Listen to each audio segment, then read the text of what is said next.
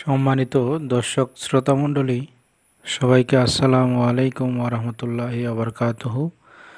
আজকের voice of Islam radio প্রোগ্রামে আপনাদের সবাইকে স্বাগত জানাচ্ছি। আজকে আমরা পবিত্র ঈদুল আজহা নিয়ে আলোচনা শুনব। সামনে যেহেতু ঈদুল আজহা, তো এই বিষয়ে কিছু প্রশ্ন করা হয়েছে, সেইগুলির উত্তর দেওয়ার চেষ্টা করব। তো প্রথমেই পবিত্র কোরআনে ঈদুল আজহা সম্পর্কে, অর্থাৎ হজরত ইব্রাহিম আলাইহিস সালাম এবং হজরত ইসমাইল আলাইহিস সালামের যে কুরবানি, যাদের মাধ্যমে এই বলতে গেলে মুসলমান ধর্ম, ইহুদি ধর্ম এবং খ্রিস্টান ধর্মের আদিপিতা হজরত ইব্রাহিম আলাইহিস সালাম, তাদের যে কুরবানি, পিতা পুত্রের যে কুরবানি, সেই বিষয়টি পবিত্র কোরআনে এভাবে উল্লেখ করা হয়েছে। আমি প্রথমে পবিত্র কোরআনের সূরা আস-সাফফাতের 101 থেকে 108 নম্বর আয়াত তেলাওয়াত করে এরপরে এই কুরবানির বিষয়ে আলোকপাত শুরু করব। আউযু বিল্লাহি মিনাশ শাইতানির রাজীম। বিসমিল্লাহির রহমানির রহিম। রব্বি হাবলি মিনাস সলিহিন। ফাবাশশারনাহু বিগুলামিন হালিম। فلما بلغ معه السعي قال يا بني إني أرى في المنام أني أذبحك فانظر ماذا ترى قال يا أبت افعل ما تؤمر ستجدني إن شاء الله من الصابرين. فلما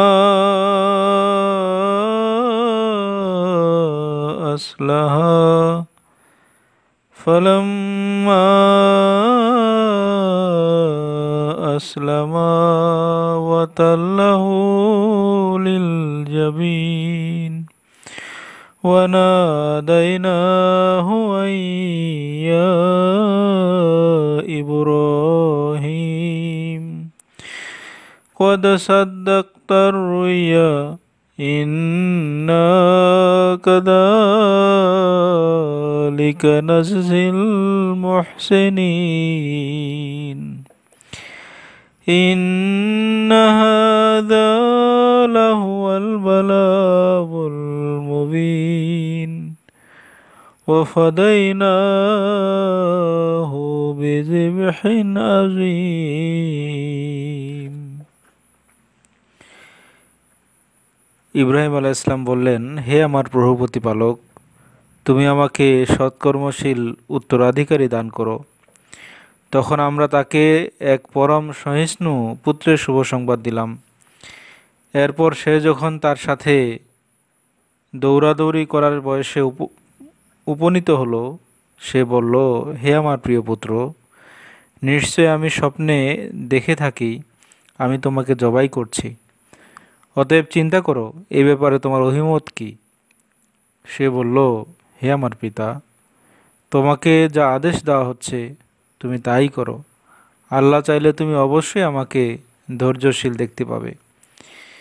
এরপর তারা উভয়ে যখন আল্লাহর ইচ্ছার সামনে আত্মসমর্পণ করলো এবং ইব্রাহিম আলাইহিস সালাম তাকে মাটিতে উপর করে শোয়ালো, তখন আমরা তাকে ডাক দিলাম, হে ইব্রাহিম, তুমি তোমার স্বপ্নকে অবশ্যই পূর্ণ করেছো। নিশ্চয় আমরা এভাবেই সৎকর্মপরায়ণদের প্রতিদান দিয়ে থাকি। নিশ্চয়ই এ ছিল এক সুস্পষ্ট পরীক্ষা, আর আমরা এক মহান কুরবানির বিনিময়ে তাকে বাঁচালাম। এই আয়াতগুলোতে কত সুন্দরভাবে পিতা পুত্রের যে কুরবানির দৃশ্য সেটি আলোকপাত করা হয়েছে। যে পিতাও তার একমাত্র পুত্র, যার বয়স অল্প, আর দীর্ঘ ৮৬ বছর পরে যার একজন পুত্র সন্তান হয়, যেটি বাইবেলের আদি পুস্তকের ১৬ নম্বর অধ্যায়ের ১৫ নম্বর শ্লোকে এবং ১৭ নম্বর অধ্যায়ের ২৪ থেকে ২৭ নম্বর শ্লোকে উল্লেখ করা হয়েছে যে কীভাবে হজরত ইব্রাহিম আলাইহিস সালামের বয়স যখন ৮৬ বছর, তখন গিয়ে আল্লাহ তাআলা তাকে পুত্র সন্তান দিচ্ছেন। আর ইব্রাহিম আলাইহিস সালামের বয়স যখন ৯৯ বছর, ইসমাইল আলাইহিস সালামের বয়স তখন ১৩ বছর। এই বয়সে পিতা পুত্রের সুন্নতের কথাও উল্লেখ করা হয়েছে, যে খতনা করা হয়েছে। তো এই যে শেষ বয়সে এসে, ৮৬ বছর বয়সে এসে যখন একজন পুত্র আল্লাহ তাআলা তাকে দান করলেন, সেই পুত্রকে আবার কুরবানি করা আল্লাহ তাআলার নির্দেশে, এটা কত অসাধারণ একটি বড় কুরবানি। আর এই পুত্র যখন দৌড়াদৌড়ি বয়সে উপনীত হলো, পুত্রকে যখন বলা হলো যে আল্লাহ তাআলার নির্দেশ এটি, সেই পুত্র কত অতুলনীয়, যে বললেন যে তোমাকে যে নির্দেশ দেওয়া হয়েছে তুমি তাই করো, আমাকে ধৈর্যশীলদের অন্তর্ভুক্ত পাবে। আর হলোটা কি, যখন জবাই করার জন্য শোয়ানো হলো, তখন আল্লাহ তাআলা বলেন, হে ইব্রাহিম থামো, তোমার যে ইচ্ছা, তোমার যে চিন্তা, তোমাকে যে নির্দেশ দেওয়া হয়েছিল, তুমি তো সেটাকে পূর্ণ করে দেখিয়েছ। সুতরাং তার পরিবর্তে যে পশু কুরবানির মাধ্যমে সেই নর বলির যে প্রথা ছিল, মানুষ কুরবানি করার যে প্রথা ছিল, সেই প্রথাকে চিরদিনের জন্য মিটিয়ে দেওয়া হলো। এই কুরবানির ঈদুল আজহাকে হজরত ইব্রাহিম আলাইহিস সালাম এবং ইসমাইল আলাইহিস সালামের এই কুরবানিকে স্মরণ করিয়ে রাখা, আর এই যে কুরবানি যেটি চালু আছে, এটা সম্পর্কে আল্লাহ তাআলা পবিত্র কোরআনে বলেছেন যে লাই ইয়ানালাল্লাহা লুহুমুহা ওয়ালা দিমাউহা ওয়ালাকি ইয়ানালুহুত তাকওয়া মিনকুম। যে এই যে কুরবানি জবাই করা হয়, এগুলোর মাংস, এগুলোর রক্ত কোনোটাই আল্লাহ তাআলার নিকট পৌঁছায় না, বরং তোমাদের তাকওয়া আল্লাহ তাআলার নিকট পৌঁছায়। যে কোন কোন খোদাভীতির সাথে এই কুরবানি করা হচ্ছে, এটা হচ্ছে বড় বিষয়। এটা আল্লাহ তাআলা দেখেন, রক্ত মাংস আল্লাহ তাআলার নিকট পৌঁছায় না। তো যারা আমরা কুরবানি করি, আমাদের এটাই চিন্তা চেতনা থাকা উচিত যে যেভাবে এই পশু আমার জন্য কুরবান হচ্ছে, অনুরূপভাবে আমিও যেন আমার চেয়ে বড় সত্তার জন্য নিজেকে উৎসর্গ করতে পারি, কুরবান করতে পারি, এদিকে খেয়াল রাখা। এই ঈদুল আজহা, এই কুরবানির এই ঈদ, এটা আমাদেরকে স্মরণ করিয়ে দেয়। সূরা আল হজের ৩৭ এবং ৩৮ নম্বর আয়াতে কুরবানির বিষয়ে আরও বিস্তারিত উল্লেখ করা হয়েছে যে এই কুরবানি যখন দেওয়া হবে, দেওয়ার পরে এই মাংস কি করবে, বলা হয়েছে ফাকুলু মিনহা, সুতরাং তোমরা সেখান থেকে নিজেরা খাও। আতইমুল কানিয়া, যারা স্বল্পতুষ্ট অভাবী তাদেরকে খাওয়াও। অল মুতাররা, এবং যারা সাহায্য প্রার্থী তাদেরকে খাওয়াও। তিন শ্রেণীর মানুষকে খাওয়ানোর কথা বলা হয়েছে। অর্থাৎ এই কুরবানির মাংস নিজেও খাবে, গরিব দুঃখীদেরকেও দিবে, আত্মীয় প্রতিবেশী, অনাত্মীয় প্রতিবেশী তাদেরকেও দিবে, অর্থাৎ নিজেও খেতে পারে, অন্যদেরকে খাওয়াতে পারে। তো এই কুরবানির ঈদ আমাদেরকে এই কুরবানি করার শিক্ষা দিচ্ছে, ত্যাগ স্বীকার করার শিক্ষা আমাদেরকে দিচ্ছে। প্রশ্ন করা হয়েছে যে আহমদিয়া শিক্ষা অনুযায়ী ঈদুল আজহায় পশু কুরবানির প্রকৃত আধ্যাত্মিক তাৎপর্য কী?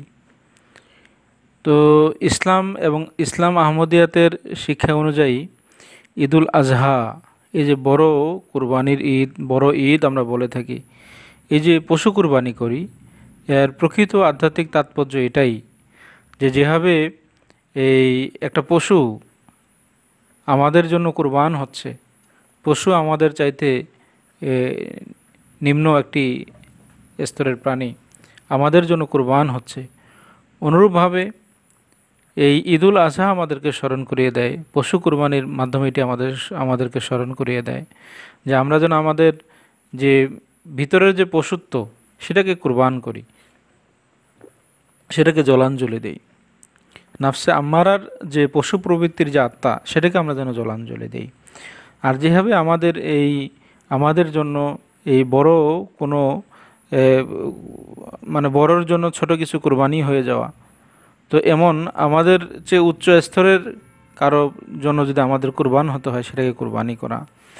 আর মূল কথা হচ্ছে এই পশু কুরবানি, বাহ্যিক যে কুরবানি আমরা করছি, যার রক্ত মাংস কোনোটাই আল্লাহ তাআলার নিকট পৌঁছাচ্ছে না, বরং আমাদের যে তাকওয়া খোদাভীতি এটা আল্লাহ তাআলার নিকট পৌঁছাচ্ছে।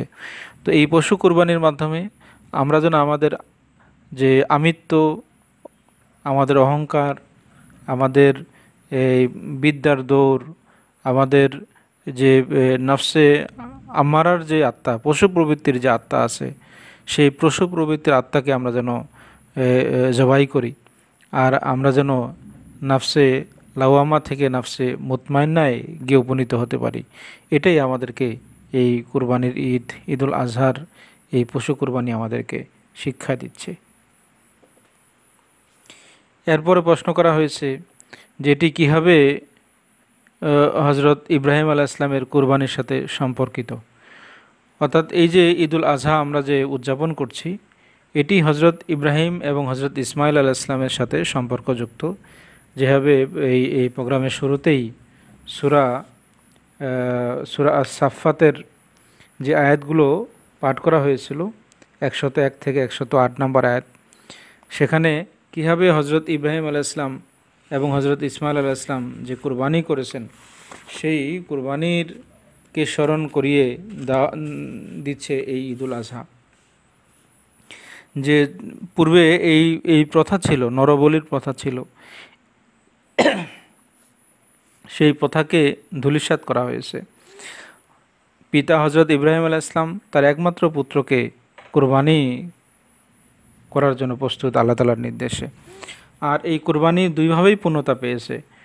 এক হচ্ছে নিজের স্ত্রী অর্থাৎ মা হাজেরা এবং ইসমাইল আলাইহিস সালাম দুইজনকে মরুভূমিতে রেখে এসেছেন, আর সাথে শুধু সামান্য পানি আর সামান্য খেজুর দিয়ে এসেছেন, তাও আবার একটা সময় গিয়ে শেষ হয়ে যায়।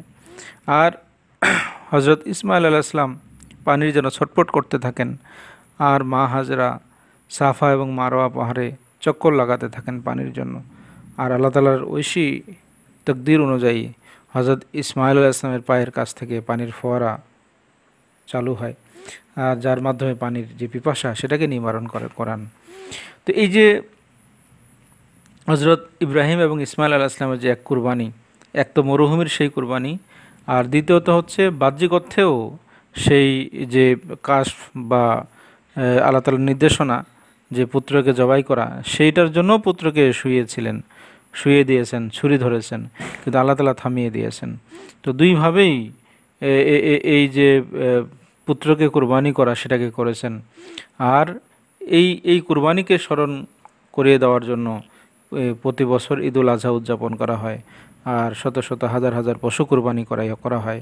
এর মাধ্যমে মানুষ যেন তাদের আমিত্ব, নিজের নৈতিকতা, নিজের যে অহমিকা, নিজের যে দুর্বল দিকগুলো আছে সেগুলো ধুয়ে মুছে যেন পরিশুদ্ধ হতে পারে এবং নিজের সব কিছু কুরবান করতে পারে, সেই মন মানসিকতা তৈরি করে।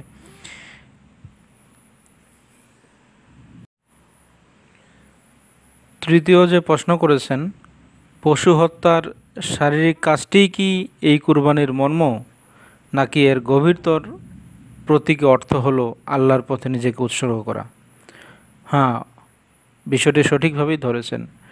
শুধু এই পশু হত্যা করাই কুরবানির মূল মর্ম না, মূল উদ্দেশ্য না, মূল বিষয় না, বরং এটা একটা প্রতীকী ভাষা। এটার মানে হচ্ছে যে যেভাবে এই আল্লাহ নির্দেশ দেয় সেভাবে চলা, আল্লাহর পথে নিজেকে উৎসর্গ করা, নিজেকে কুরবান করে দেওয়া, এই কাজটাই হজরত ইব্রাহিম আলাইহিস সালাম আল্লাহ তাআলার নির্দেশে তার প্রিয় পুত্রকে আল্লাহর জন্য কুরবান করেছেন। এটা এটা আজও মানুষ করতে পারে। চতুর্থ যে প্রশ্নটি করা হয়েছে যে আনুষ্ঠানিক দিক ছাড়াও এই উপলক্ষে আহমদী মুসলমানরা কীভাবে কুরবানির প্রকৃত আত্মা অর্জন করতে পারে, এই 3 এবং 4 নম্বর দুটি প্রশ্ন কাছাকাছি।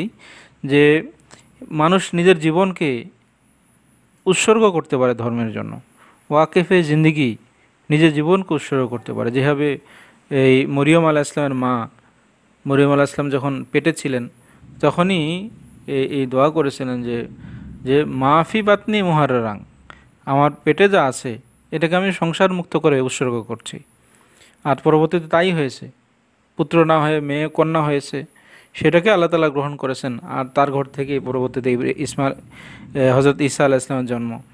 তো এই যে উৎসর্গ করা ধর্মের জন্য, এটা এই কুরবানি আমাদেরকে শেখায়। পঞ্চম যে প্রশ্ন, যে বর্তমান যুগে পশু কুরবানির অনুশীলন কতটা প্রাসঙ্গিক, এটি কীভাবে নৈতিক ও মানবিক উপায়ে পালন করা যেতে পারে। দয়া, নিঃস্বার্থতা ও মানব সেবা, মুসলিম উম্মার এই মৌলিক মূল্যবোধগুলি কীভাবে এই উৎসবের মাধ্যমে প্রচার করা যেতে পারে। এই কুরবানির যে অনুশীলন, পশু কুরবানির যে অনুশীলন, এটা আবশ্যক, খুবই আবশ্যক। এই জন্য যে এক তো হচ্ছে মানুষের যে এই কুরবানি করার ফলে মানুষের নৈতিক এবং মানবিক যে দিকগুলো আছে এগুলোর উন্নতি ঘটে। অর্থাৎ কুরবানি করার যে স্পৃহা, ত্যাগ স্বীকার করার যে মানুষের যে মূল্যবোধ, এই মূল্যবোধ মানুষ শিখে। আর মানুষের প্রতি দয়াদ্র হতে পারে, এর মাধ্যমে মানবের সেবা হয়। তো পশু কুরবানি অবশ্যই এটা খুবই জরুরি। এই জন্য যে আমরা জানি বিশ্বে অনেক এমন গরিব মানুষ আছে, এমন দুঃখী মানুষ আছে যারা বছরের পর বছর হয়তো নিজে পরিতৃপ্ত সহকারে মাংস কিনে খেতে পারে না। অর্থাৎ তাদের শরীরে যে আমিষের প্রয়োজন আছে সে আমিষ পর্যাপ্ত হয় না। কিন্তু এই কুরবানির দেওয়ার ফলে একবারে ভিখারি যারা, তারাও কিছু মাংস পায়, গরিবরাও পায়। তো ধনীরা তো পায়, তারা তো কুরবানি দেয়, তাদের তো থাকেই। তো সর্বস্তরের মানুষ এই কুরবানির মাংস থেকে তারা নিজেদের যে আমিষ সেটাকে পূর্ণ করে নেয়, যে সবাই পেট পুরে একদিন খেতে পারে, বলতে গেলে কয়েকদিন তারা খেতে পারে। তো এটা খুবই আবশ্যক যে এই কুরবানির ফলে মানুষ যে তাদের আমিষের যে চাহিদা সেটাকে পূর্ণ করে। পাশাপাশি এই কুরবানি মানুষের যে মূল্যবোধ, সেই মূল্যবোধটাকে জাগ্রত করে, মানুষের যে নৈতিকতা সেটাকে জাগ্রত করে। তো তো এই কুরবানি অবশ্যই মানুষের জন্য কল্যাণকর এবং সমাজের জন্য কল্যাণকর। পবিত্র ঈদুল আজহা উপলক্ষে কীভাবে ইসলামের প্রকৃত শান্তিপূর্ণ শিক্ষা প্রচার করতে এবং ভুল ধারণাগুলি দূর করতে ব্যবহার করা যেতে পারে। তো এই ঈদুল আজহায় পশু কুরবানির মাধ্যমে ইসলামের যে প্রকৃত শান্তিপূর্ণ শিক্ষা, এটাকে আমরা প্রচার করতে পারি।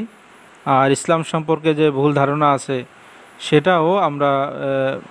সেটাও আমরা দূরীভূত করতে পারি। এই কুরবানি প্রথমত আসি মুসলমানদের বিষয়ে, যে মুসলমান, ইসলাম ধর্ম শান্তি একটি ধর্ম। অনেকেই ইসলাম সম্পর্কে অনেক কটু কথাও বলেন, বা অনেকের মাথায় এমন চিন্তা ভাবনাও আছে, বা মনে করেন যে ইসলাম মানে মারামারির ধর্ম, কাটাকাটির ধর্ম, উগ্রবাদীর ধর্ম। আসলে কিন্তু তা নয়, ইসলাম হচ্ছে শান্তির ধর্ম। আর এটাই হজরত মুহাম্মদ রাসূলুল্লাহ সাল্লাল্লাহু আলাইহি ওয়াসাল্লাম আমাদেরকে শিক্ষা দিয়েছেন। তিনি বলেছেন যে আল মুসলিমু মান সালিম আল মুসলিমুনা মিন লিসানিহি ওয়াল ওয়াইয়াদিহি, যে মুসলমান সে যার হাত এবং মুখ থেকে অন্যরা নিরাপদ, সে যেই ধর্মেরই হোক না কেন, সনাতন ধর্মী হোক, হিন্দু ধর্মের হোক, সনাতন ধর্মী হোক, বা খ্রিস্ট ধর্মের হোক, বা বৌদ্ধ ধর্মের হোক, যেই ধর্মেই হোক না কেন, ইসলাম কখনো কারো উপর অত্যাচার করতে শিক্ষা দেয় না। বরং মুসলমানের হাত থেকে সকল ধর্মের মানুষ সবাই নিরাপদ। এটাই হজরত মুহাম্মদ রাসূলুল্লাহ সাল্লাল্লাহু আলাইহি ওয়াসাল্লাম আমাদেরকে শিক্ষা দিয়েছেন। সুতরাং ইসলাম একটি শান্তির ধর্ম। আর এই এই এই কোরবানির মাধ্যমে এটা আরও আমরা অন্যদের সাথে আরও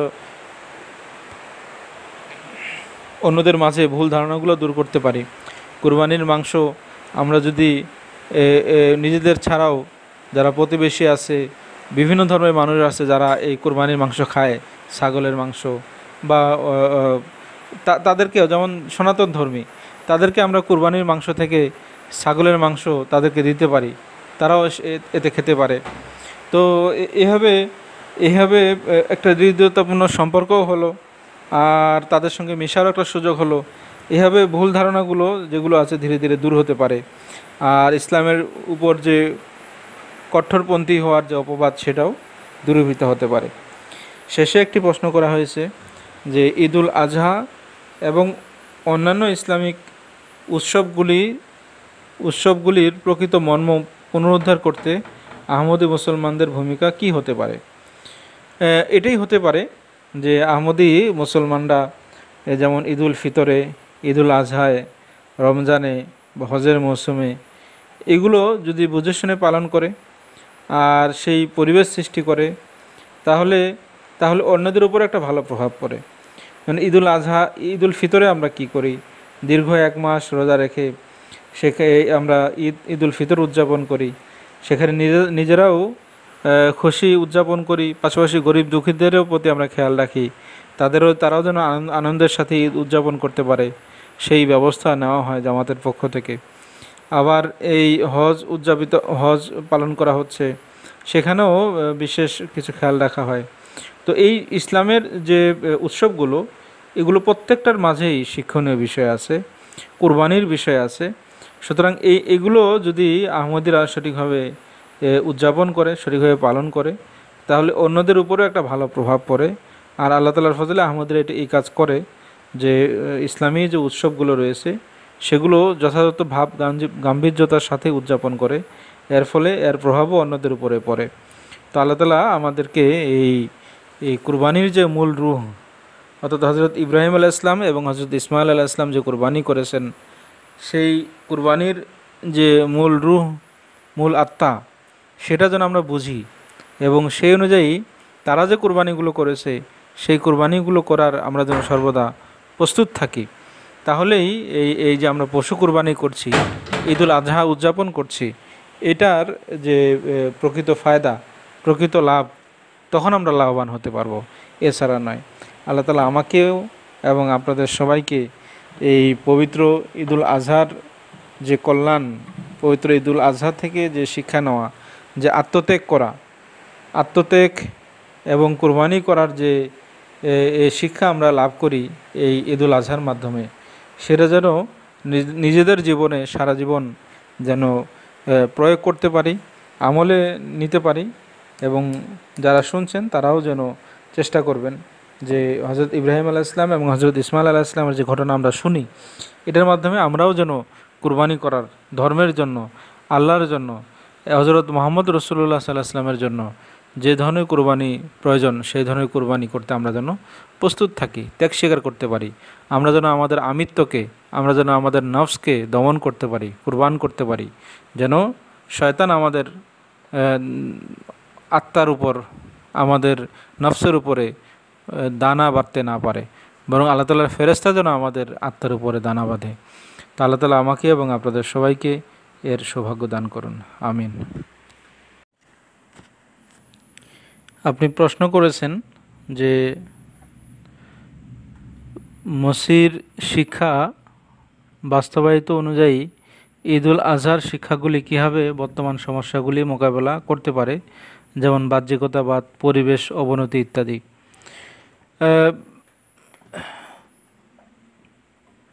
একটু জটিল প্রশ্ন, কিন্তু এই ঈদুল আজহার যে শিক্ষা, কুরবানির যে শিক্ষা, এর মাধ্যমে বর্তমান যে সমস্যাগুলি আছে সেগুলো মোকাবেলা করা সম্ভব।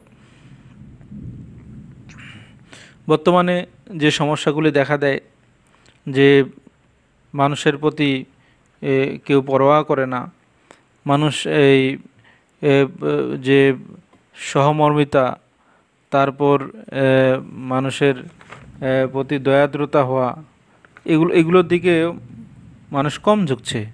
মানুষ মোবাইল, ইন্টারনেট এগুলোতে পড়ে থাকে, অর্থাৎ এই মানুষের কল্যাণের দিকে নজর কম থাকে।